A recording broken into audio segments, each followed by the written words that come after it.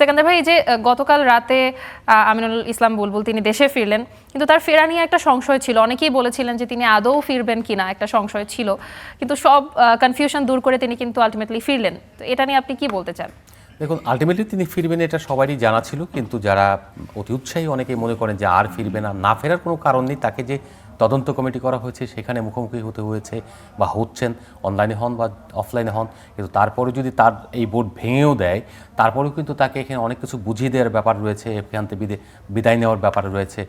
আবার ইলেকশন যদি করতে চান সেটারও একটা ব্যাপার রয়েছে, আন্ডারস্ট্যান্ডিং অনেক ব্যাপারগুলি থাকে। সেই জন্যই তিনি এসেছেন এবং তার এই আশাটা যৌক্তিক এবং এইটা তিনি আসতেন, সেটা কিন্তু স্বাভাবিক। এখন প্রশ্ন উঠতে পারে তিনি এত লম্বা সময় কেন অস্ট্রেলিয়াতে পরিবারের কাছে থাকলেন, সেটা একটা প্রশ্নের জায়গা।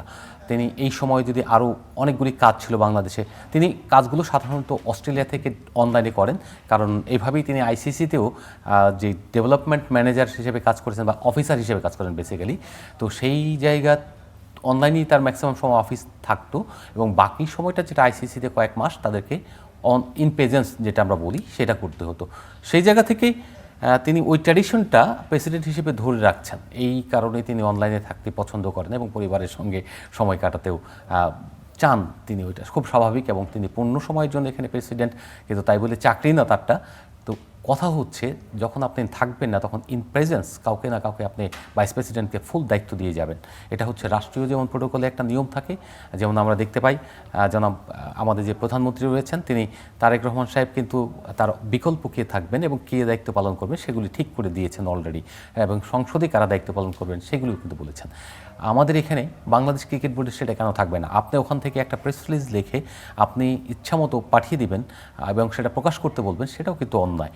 বাংলাদেশ ক্রিকেট বোর্ডে যে মিডিয়া কমিটির চেয়ারম্যান রয়েছেন বা মিডিয়া ডিপার্টমেন্টের যারা সংশ্লিষ্ট রয়েছেন এবং ক্রিকেট সংশ্লিষ্ট যেসব প্রেস রিলিজ হওয়া উচিত সেইগুলো মিডিয়া ডিপার্টমেন্টের থ্রুতে হলে আপনি চেক করে দেন, ব্যাপার না। কিন্তু আপনি আইনজীবী দিয়ে আপনি নানাভাবে বিতর্কিত প্রেস রিলিজ দেওয়ার চেষ্টা করবেন, সেটা কিন্তু ভালো হয় না কখনোই। এবং যেটা সর্বশেষ বাংলাদেশ সরকারকে, বাংলাদেশের ক্রীড়া, আমরা যেটা বলি জাতীয় ক্রীড়া পরিষদ, সেটাকে এবং মন্ত্রণালয়কে চ্যালেঞ্জ জানিয়ে আপনি একটা যে প্রেস রিলিজ দিয়েছেন সেখানে হতে পারে এই যে হুমকি দেয়া, এটা কোনোভাবেই প্রযোজ্য নয় এবং গ্রহণযোগ্য নয়।